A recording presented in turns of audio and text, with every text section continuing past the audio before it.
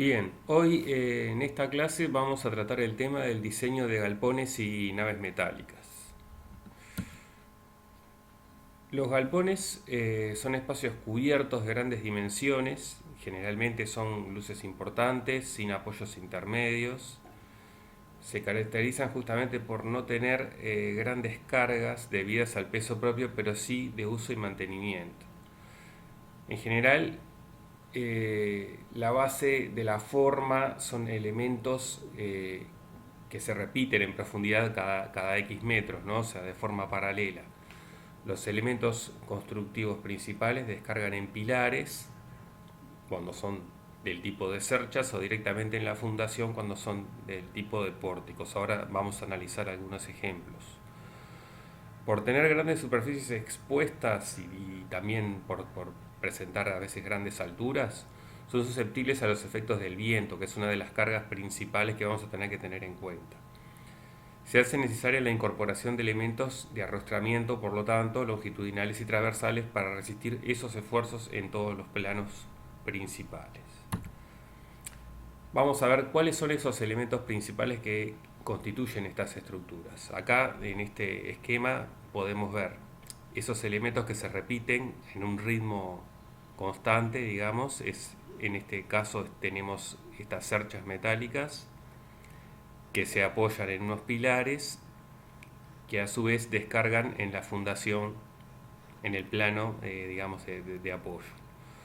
Eh, Esos elementos de cubierta que están constituidos en este caso por reticulados van a estar apoyando en esta forma en pilares.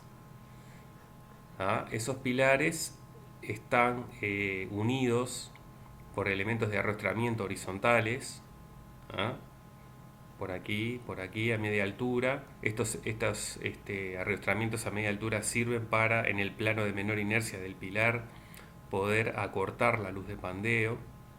En general van a estar presentes y van a ser una de las piezas que tenemos que graficar, generalmente una planta a media altura.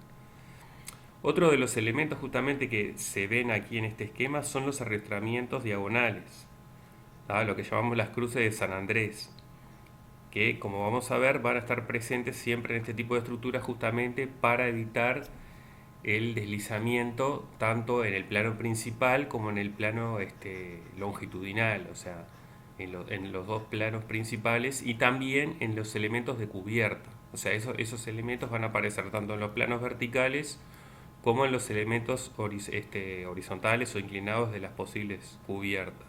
¿Ah? Muchas veces también aparecen en planos perpendiculares a las cerchas que están ubicados dentro de lo que es el espacio de la cubierta, ¿no?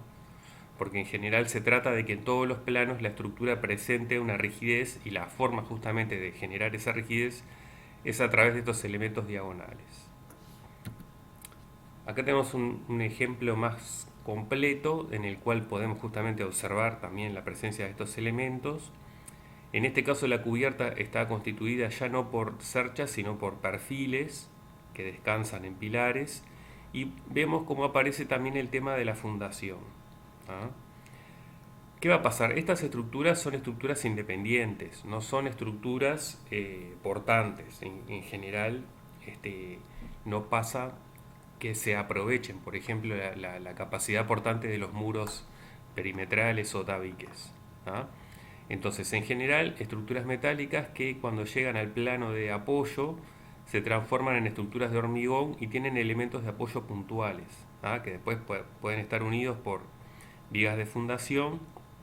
Vamos a ver después cómo se realiza la transición entre estos elementos metálicos y los elementos de la estructura de fundación que son de hormigón. Acá lo que podemos ver también es la aparición de todo el entramado que va a recibir la cubierta, ¿ah? Que probablemente sea de chapa metálica, ¿no? Después hay en los testeros una estructura especial que aloja en este caso una gran abertura, cosa que acontece justamente porque estos locales generalmente son para depósitos de maquinarias o de grandes elementos que necesitan grandes aberturas, ¿no? Por lo cual aparecen resoluciones particulares, como en este caso aparece un dintel importante para cubrir la luz que salva esa gran abertura, ¿no? Otra cosa que podemos ver es que no existen vigas de arriostramiento en el sentido transversal. Generalmente ese arriostramiento, ya lo vamos a ver en algún detalle, se va a dar por eh, en los contrapisos, que en este caso no aparece dibujado ese contrapiso. ¿Ah? Pero digo, no aparecen, si bien hay elementos perimetrales de arriostramiento, no aparecen en el plano transversal vigas o riostras, digamos, que estén arriostrando los puntos de apoyo en ese sentido.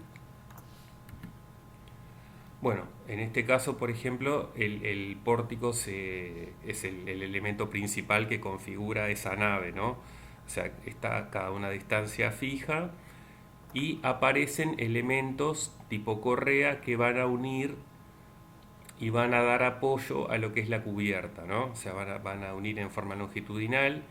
Esos elementos a veces se pueden analizar como elementos continuos, a veces no, va a depender de la luz, va a depender también de la separación, los materiales que se utilicen, si es acero, si es madera, si son, por ejemplo, filigranas, ya llegando a luces mayores o otro tipo de cercha más pequeña que la principal. ¿Ah? Eso va a depender de la luz que va a quedar entre los pórticos. Va a haber que analizar justamente el entramado de los elementos para garantizar no solamente la resistencia a las cargas principales, sino el, digamos, para recibir el tipo de elemento de cubierta con las luces adecuadas que el material requiere, ¿no? Bueno, en este caso, entonces está constituido por elementos tipo pórtico. Como vimos en otros casos, los elementos pueden ser también simplemente perfiles en los cuales va a haber que analizar el tema de la continuidad. Bueno, en el caso de el análisis de los arrastramientos, vamos a ver que hay continuidades que se tienen que garantizar como de tres tipos, ¿no? O sea, como vemos acá, justamente en donde se producen los quiebres en los elementos principales, tiene que haber una transmisión de momentos, una unión que sea capaz de transmitir momentos, que vamos a ver de qué forma se garantiza eso. Y luego tiene que haber arrastramientos en el plano vertical y en el plano horizontal o en el plano de los faldones de las cubiertas, ¿no? En general se trata de que toda la estructura esté estabilizada, para lo cual no siempre todos los tramos van a estar arriostrados de esta manera. A veces con el hecho de arriostrar un tramo sí, uno no, se está garantizando que cada pórtico en sí esté estabilizado y bueno, en los tramos intermedios podrían llegar a quedar sin arriostramiento, siendo que de cada lado tenemos un pórtico arriostrado. ¿Está claro? O sea, no siempre todos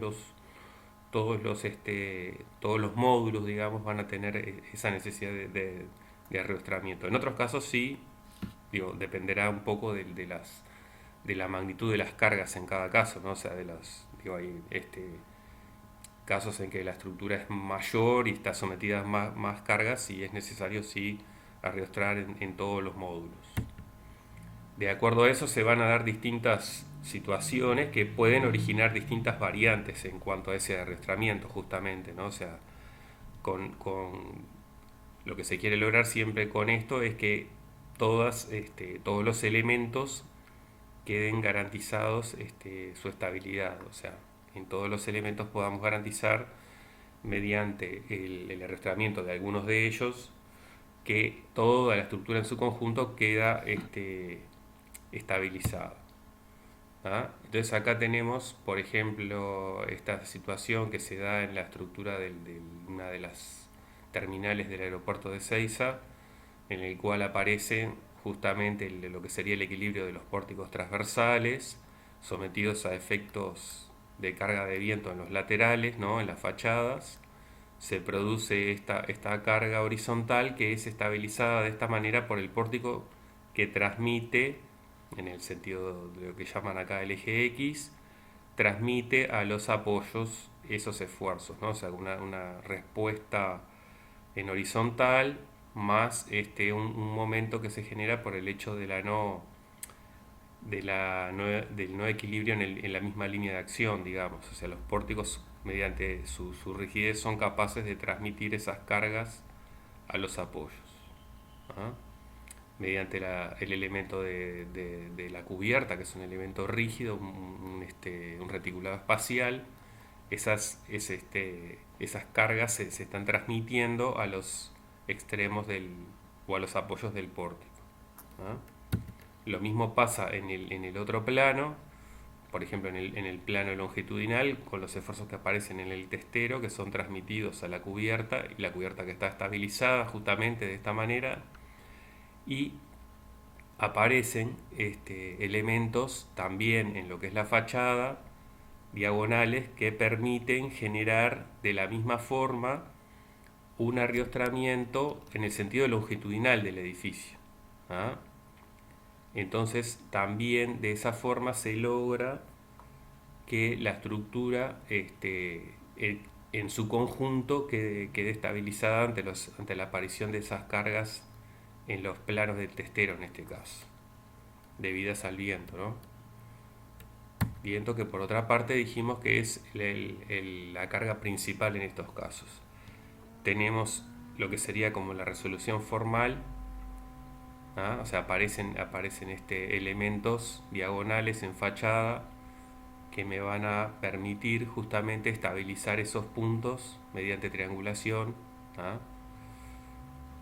Ante las cargas, en este caso longitudinales, que pueden aparecer, por ejemplo, en el testero, provocadas por la acción del viento.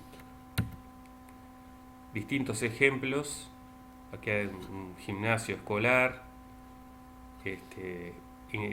distintas estructuras, por ejemplo en este caso pilares de hormigón con estructura metálica.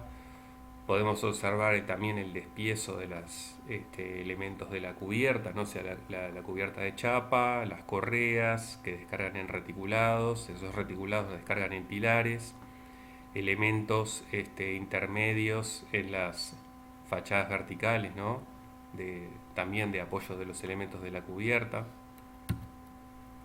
Bueno, los procesos de montaje, o sea, con sus cargas particulares que hay que tener en cuenta. Estas estructuras para las luces que salvan son bastante poco materiales, digamos, o sea, tienen poca materialidad, por lo tanto son susceptibles a acciones, producto por ejemplo del montaje, hay que tener mucho cuidado de dónde se sujetan estas estructuras justamente, porque en la situación de montaje pueden aparecer cargas que no están previstas y pueden dañar a los elementos, ¿no?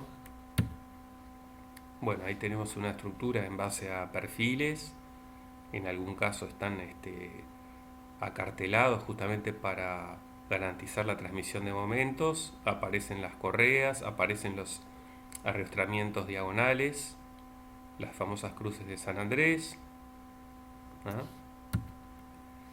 Una nave que presenta también de grandes dimensiones, ¿no? Que presenta una transición de elementos de hormigón armado a elementos metálicos, y a su vez tiene una grúa pórtico, que es otra de las posibles cargas que aparecen en este tipo de estructuras. O sea, grúas, por ejemplo, que puedan levantar grandes cargas, ¿no? Que se deslizan por una especie de riel que va atravesando todo el elemento, ¿no? Para naves industriales sobre todo. Esto es un ejemplo más cercano, son galpones del LATU. También están constituidos en base a perfiles de sección variable. Esos perfiles vienen ya prontos como para armar, o sea, es un kit que viene pronto para armar. Se pueden ver los elementos tipo correa que apoyan en el perfil, y los perfiles que tienen digamos una sección variable, hasta llegar a los apoyos, donde se ve claramente que ese apoyo, por la sección que tiene, trabaja como una articulación, y lo mismo se ve en los ángulos, como esas secciones mayores indican que ahí en esos puntos seguramente haya transmisión de momento y por lo tanto se optó por una sección mayor. Esas secciones a su vez tienen algún tipo de refuerzo, mayormente por ser perfiles de gran altura, necesitan a veces algún tipo de refuerzo para evitar el pandeo justamente, ¿no? En otros casos hay todo un detalle de cómo las cerchas reciben digamos, esa carga o ese momento y lo transmiten a los elementos verticales, ¿no? O sea, los elementos tipo pilar, y hay todo un detalle de cómo se genera el ángulo, digamos, para los faldones, ¿no? O sea, por ejemplo, en este caso aparecen elementos que contribuyen a generar esa, esa pendiente, ¿no? También acá vemos en otro caso distinto, o sea, unas cerchas configurando la cubierta, y hay todo un detalle de cómo se genera también el elemento de testero, ¿no? O sea, requiere un detalle particular. En este caso se aprecia que son unos pórticos conformados por reticulados, ¿no? Que también están llegando al apoyo. Ahora vamos a ver un detalle de esos apoyos, este, que están dados en unos pequeños fustes de hormigón que seguramente están descansando en zapatas también.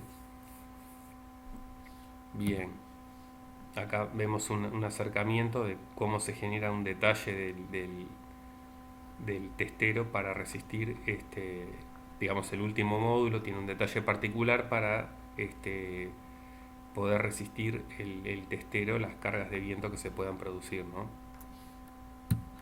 Bueno, acá vemos un detalle de lo que sería el apoyo de esos pilares metálicos, la llegada a lo que sería la cimentación. Generalmente se deja un pequeño fuste de hormigón para que las cuestiones de agua o elementos químicos perjudiciales que puedan provocar corrosión, que estén en la vuelta del pilar, no lleguen a atacar el acero, ¿no? Se ve justamente en este caso que por no presentar cartelas y por tener solamente 4 anclajes, esto funciona como una articulación. Si bien no es una articulación perfecta, no podemos asegurar en este punto que va a haber transmisión de momento, ¿tá? En general, las bases de las naves metálicas son bases centradas, más allá de que sean bases medianeras, son bases que transmiten de forma centrada la carga, no hay transmisión de momento. Acá tenemos un detalle de cómo se realiza la transición.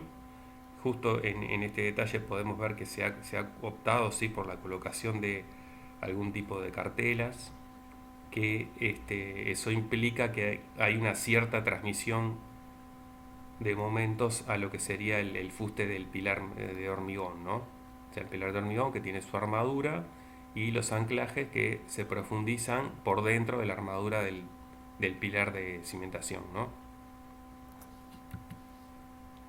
Este es un detalle de lo que habíamos visto, o sea, de la llegada del pórtico a justamente la cabeza de ese fuste de hormigón, que está levemente elevado por encima del nivel, en general están levemente elevados por encima del nivel del contrapiso.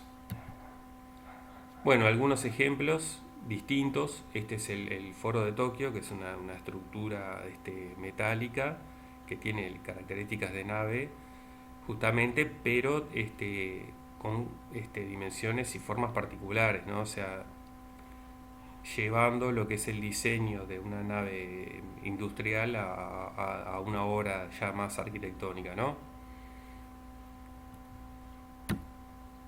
Otro ejemplo, la estación de trenes de Santiago de Chile, una obra que ha sido reciclada para otros fines, y podemos ver cómo en este caso se trata de unos pórticos triarticulados, ¿ah? Tienen articulación central y tienen una articulación en la base también. Esto probablemente haya sido producto de que es una zona sísmica y el hecho de que haya estas articulaciones ayudan a que la estructura tenga cierto grado de respuesta, ¿ah? O sea, generando la posibilidad de cierto movimiento tanto en el encuentro de los pórticos, ¿ah? Como en lo que son los apoyos. Acá tenemos los elementos de transición de la estructura metálica a los apoyos, probablemente también de hormigón, generando una articulación en este caso un tanto más perfecta de lo que sería el ejemplo pasado, ¿no? Acá lo que vemos es el pórtico principal, la articulación por acá y elementos de transición para la cubierta, ¿no? O sea, correas y clavaderas y elementos de arrastramiento diagonal, que como vemos en este caso no están en todos los módulos, sino en módulos uno sí, uno no, en este está, en este no y en este sí, con lo cual estamos asegurando que cada pórtico está arrastrado hacia un lado. ¿Ah? Un ejemplo más cercano, el mercado agrícola de Montevideo, también es una nave metálica. La particularidad de esta estructura es que tiene como en dos sentidos también elementos tipo cercha, o sea, genera una planta rectangular que tiene una dirección principal y una dirección secundaria en la cual también aparecen pórticos, con lo cual también contribuye a la estabilidad, ¿no? Ahí se pueden observar los elementos principales y los elementos que completan los testeros, digamos que también tienen unos faldones, y después hay elementos de iluminación y ventilación más en el interior de la cubierta, digamos, no solamente en fachada, generando unos planos verticales y distintos planos de cubierta.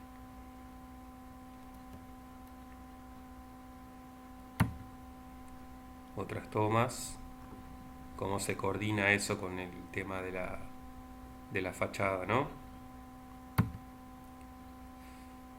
Elementos de arrastramiento que se observan claramente ahí, distintas alturas, todo en base a unos elementos de cercha que van triangulando y van generando la estabilidad del conjunto, ¿no?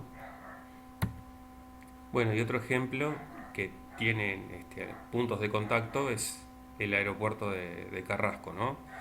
El nuevo edificio del aeropuerto, la cubierta, sobre todo que está encima de la terminal principal, por sobre lo que sería la estructura de hormigón, aparece esa gran cubierta que tiene 3 grados de curvatura, digamos, eh, que pueden ser analizados aquí en planta, no sea una curvatura en este sentido, otra en este y otra en vertical.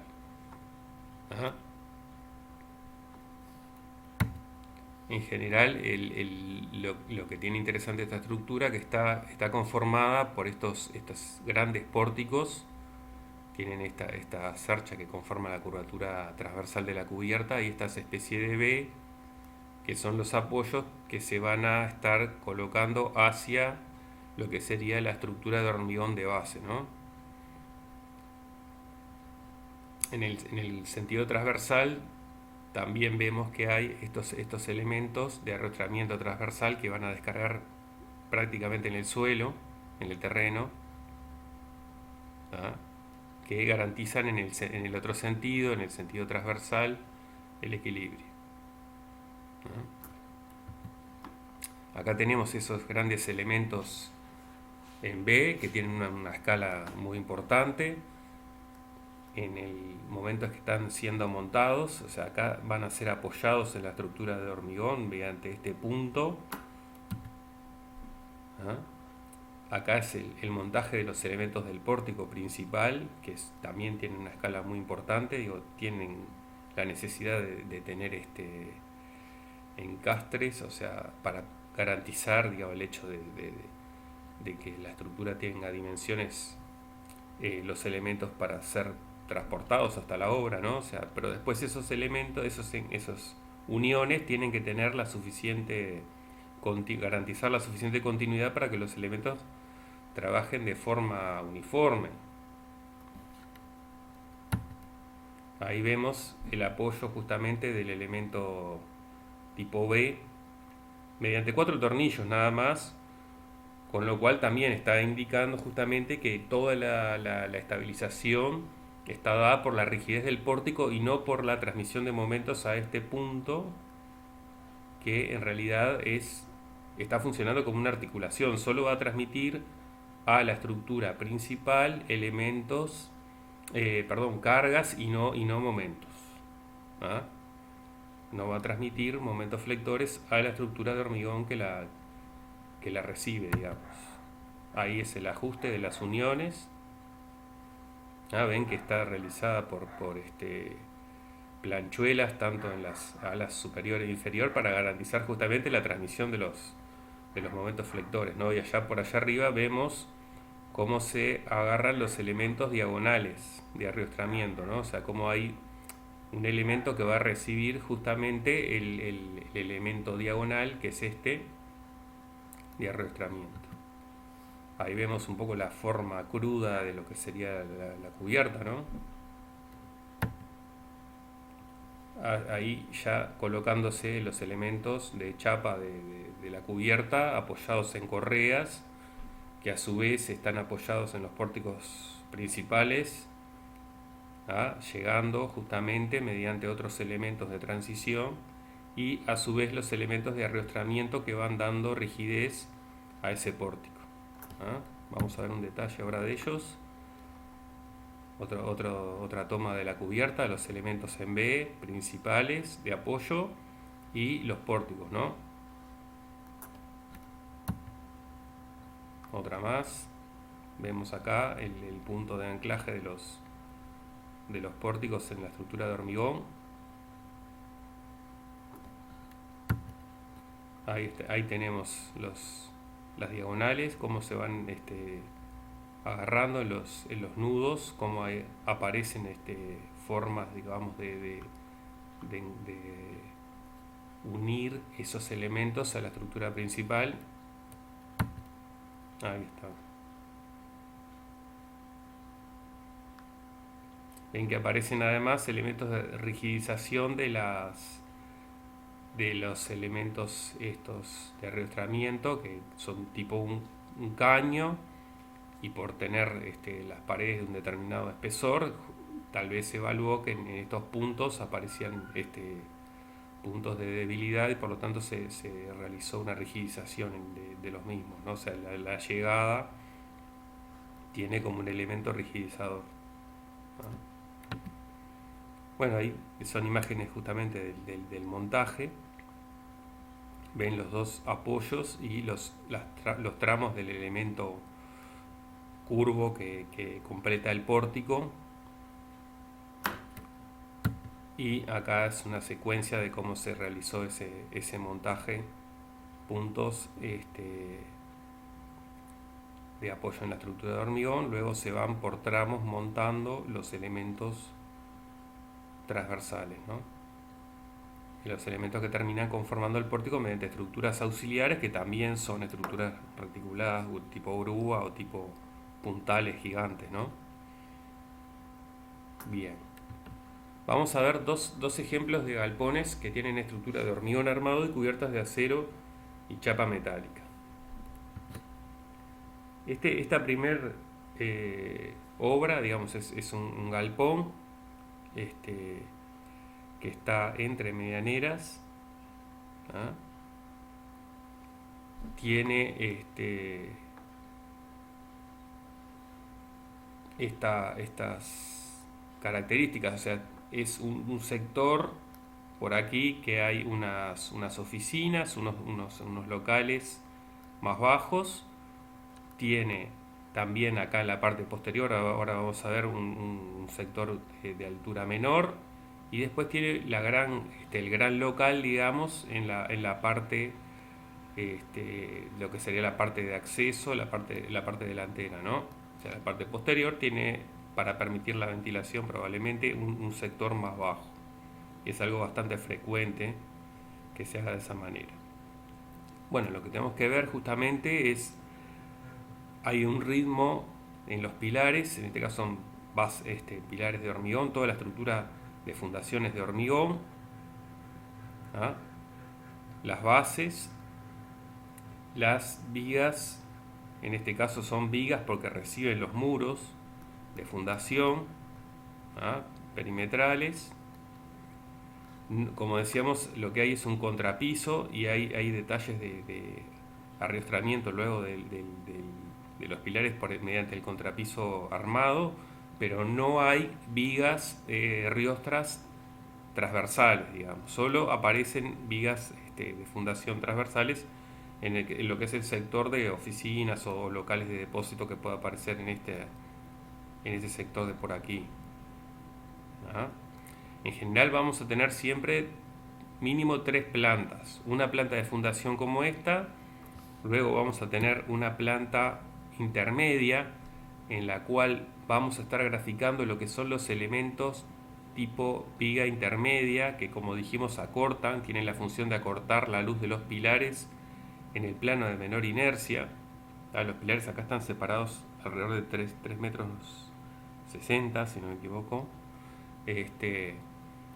Entonces es importante que aparezcan estos elementos a media altura que me van a permitir justamente en el sentido de la menor inercia de los pilares, que generalmente se colocan por su inercia mayor en el sentido de lo que sería el sentido transversal.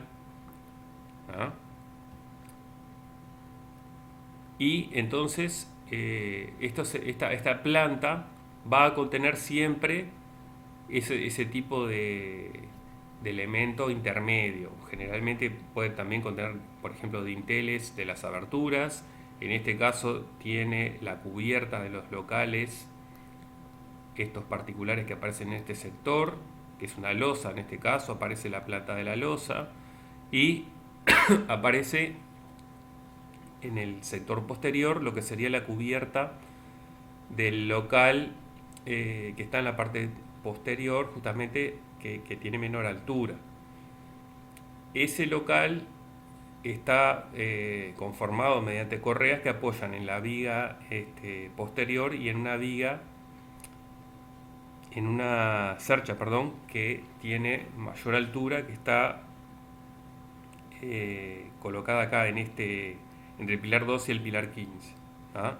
Tenemos correas y tenemos un canalón, en este caso que es el que recibe, porque esto tiene una pendiente hacia aquí, y el canalón recibe las pluviales en este sector.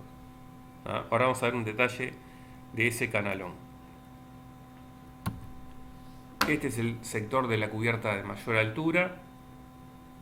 Ven que aparecen los elementos de arrastramiento, en este caso están en el sentido del faldón y están cada dos módulos, uno sí, uno no, con lo cual me garantiza que tanto este como este elemento de cubierta de cercha están arriostrados, ¿no? Este ya está arriostrado mediante pilares porque tiene tramos más pequeños, ¿no?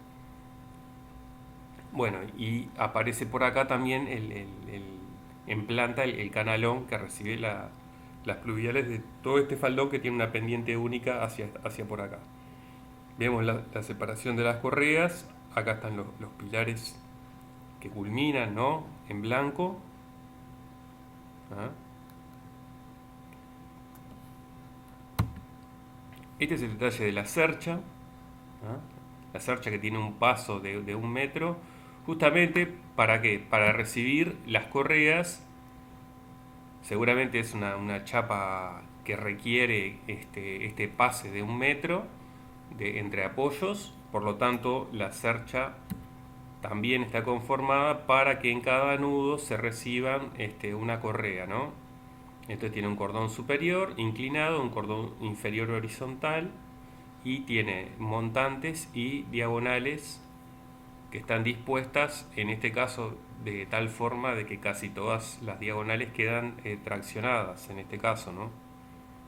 Y bueno, acá tiene una altura menor que me permite generar esta pendiente para evacuación de pluviales, ¿no?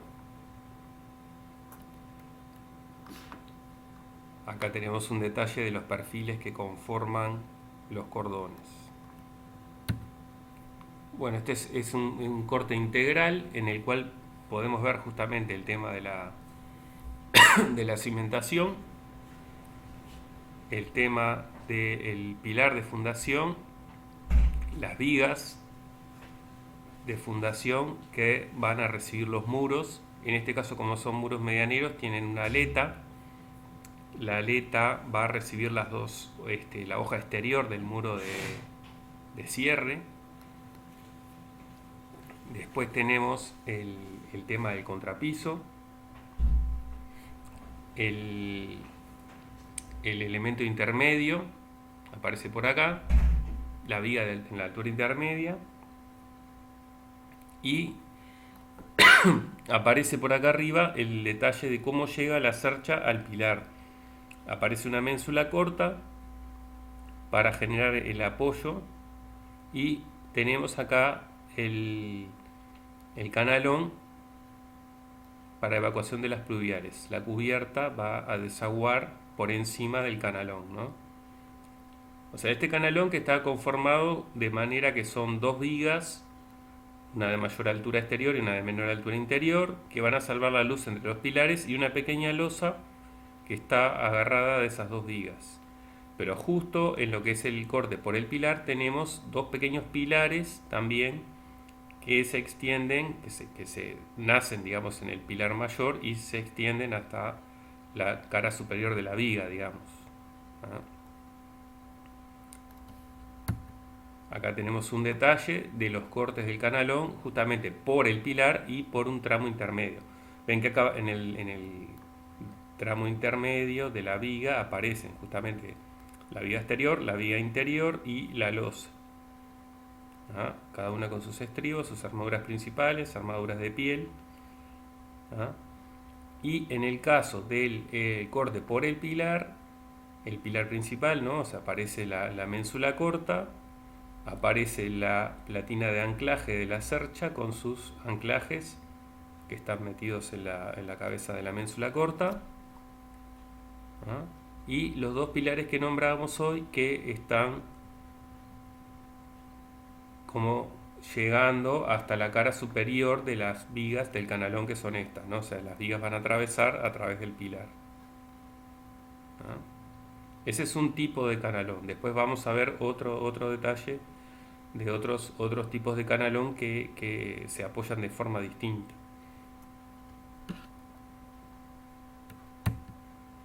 Bueno, y acá tenemos un detalle de lo que sería el arrastramiento de los pilares medianeros al contrapiso armado. O sea, lo que tenemos que hacer es asegurarnos, mediante la colocación de estos hierros, que las cargas digamos, horizontales que puedan aparecer en el pilar a esa altura se van a transmitir hacia el contrapiso que en ese caso, si lo utilizamos como arrastramiento, va a tener que ser de dimensiones mayores, va a tener que tener alguna altura un poquito mayor. Bueno, y este es el otro galpón. Es un galpón bastante más largo, tiene unas dimensiones importantes, por lo cual fue necesario generar juntas de dilatación, que tenemos dos en este caso, están marcadas acá en planta. El caso de las juntas de dilatación, lo que va a hacer es que la estructura esté separada, que se permita un cierto desplazamiento de la altura de la cimentación hacia arriba. De cimentación para abajo vemos que está el nacimiento de los dos pilares, pero la base es la misma. O sea, se entiende que por debajo del nivel de piso las dilataciones no son tan grandes por el hecho de que la temperatura se mantiene más estable. Por lo tanto, la cimentación está dada por una única base de dimensiones tales que es capaz de recibir esos dos pilares, digamos, ¿no? Bueno, lo otro que podemos observar acá es, en este caso, que aparecen arriostramientos en forma diagonal en las esquinas. Es una cosa que en el otro caso no aparecía. Eso me permite que por lo menos algunos de los pilares de esta forma queden arriostrados en los dos sentidos, ¿no? En las dos direcciones principales, en la dirección horizontal y vertical en este caso.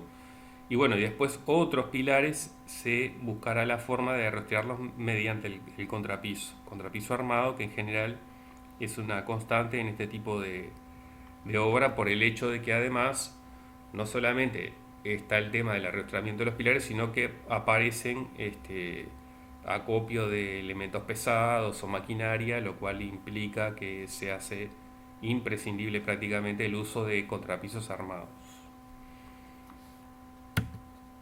Bueno, como decíamos, hay una planta también intermedia que se va a graficar el elemento este que llamamos viga intermedia o viga que corta la luz de los pilares principales a una altura media.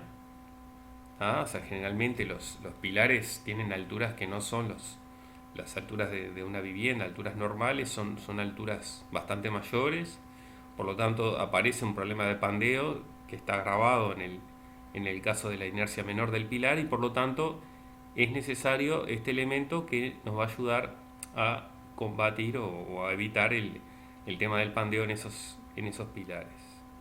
Y también nos va a dar estructura a lo que es el muro de cierre en este caso, o sea, la mampostería, que como vimos no es una mampostería portante, es más bien un tabique, que da cierre en este caso, que puede o no tener un elemento de revestimiento, como en este caso sí lo había. Bueno, así que entonces acá está graficado como vacío, porque estamos a media altura, o sea, no estamos ni en la planta de cimentación ni en la planta de cubierta, así que lo que está aquí graficado, cuidado, no son las cruces de San Andrés, sino el hecho de que acá estamos en el espacio vacío. Y después sí, en la cubierta, en este caso está conformada por cerchas con dos faldones, con dos aguas, con una cumbrera central y dos aguas. Y también podemos observar todo lo que es el despiece de los elementos de la cubierta, o sea, las correas, las cruces de San Andrés que van cada dos módulos, van agarrando, o sea, acá en el módulo central está doble porque era lo que daba el ritmo, digamos. Y después tenemos los canalones a ambos lados, porque en este caso decíamos que era a dos aguas, una cercha con doble pendiente, digamos. Aparecen los canalones y aparecen los elementos del testero, ¿no? Que tienen también dos pilares intermedios. Bien, los pilares sí, digamos, están divididos, o sea, tienen, vamos a ver si lo podemos acercar.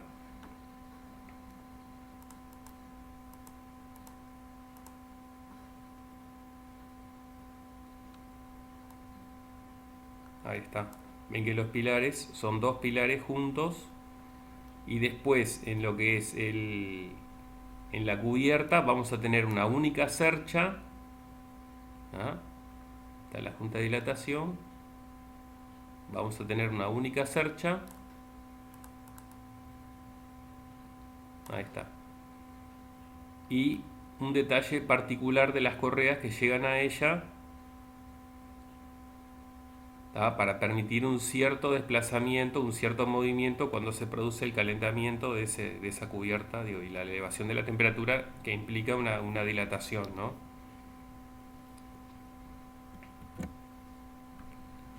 Bueno, así que entonces ese es el detalle de la cubierta. Por acá tenemos justamente, vamos a ver si podemos agrandarlo.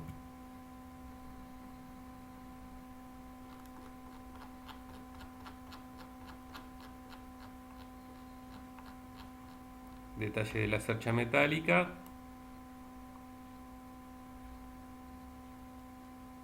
Vamos a analizar el detalle del canalón, pero quería mostrarles acá en este caso cómo las cerchas están constituidas por unas filigranas que tienen este perfil y tienen un detalle de cómo mediante una planchuela agujereada de esta manera se van a atar a la cabeza de las cerchas, digamos, a los nudos de la cercha, y van a permitir una cierta dilatación, un cierto movimiento en el caso de que la estructura se dilate y no provoque esto un empuje parásito, digamos, a la cercha.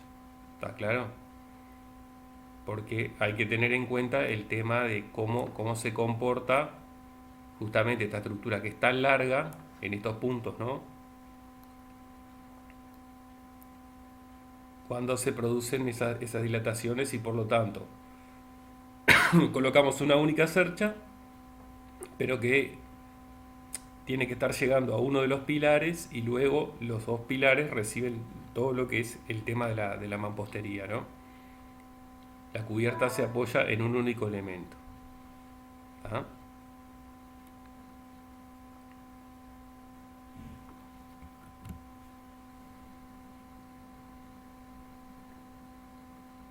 Detalle de la cercha y tenemos acá los detalles del canalón.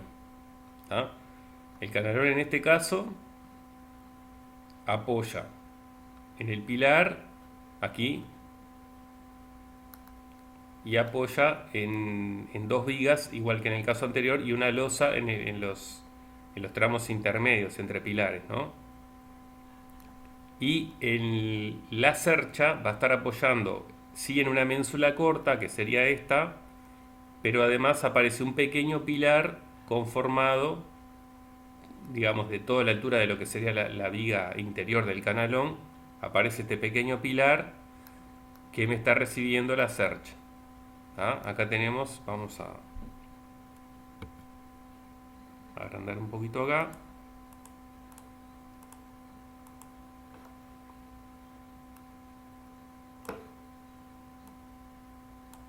Ahí está. Ven que está la platina que recibe la cercha y anclajes, y esto está dentro de un pequeño pilar apeado que nace encima de la ménsula corta, ¿ah? Que lleva la carga de la cercha al pilar. Permite, digamos, este desvío, colocar el canalón. ¿Ah?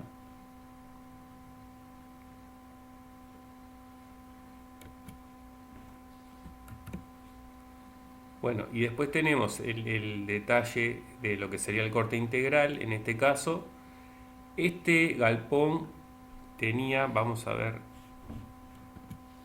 el detalle, ahí está. Tenía la siguiente particularidad, o sea, estaba apoyado en las bases, pero había una diferencia de altura entre lo que es el contrapiso interior y el piso exterior, y por lo tanto hay todo un muro de contención en el primer tramo que está que va a ir desde esta primer viga de fundación que tiene una aleta para recibir el revestimiento del muro medianero, y además tiene apoyado un muro de bloque armado de contención, ¿ah? Que tiene una carrera de nivelación atada al contrapiso en la parte superior. O sea, las armaduras del muro de contención van a estar yendo desde la viga de fundación hasta la carrera de nivelación que está agarrada al contrapiso armado. Luego tenemos en corte, ¿no? el elemento intermedio, y en la parte superior el canalón y la llegada del pilar a la ménsula corta que me recibe lo que habíamos visto hoy, ¿no? O sea, el pilar que recibe la cercha de la cubierta. ¿Está?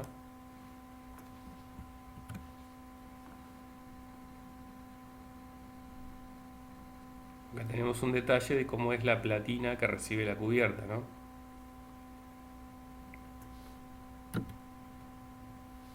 Bueno, y detalles de cómo es los niveles de ese muro de contención que tiene, digamos, una pendiente porque el terreno exterior no está perfectamente horizontal y por lo tanto tiene es de altura variable, digamos. ¿Tá? Detalles del armado de ese muro de contención. Bueno, por ahora es eso. En el práctico veremos con más detalle algunas estructuras de este tipo.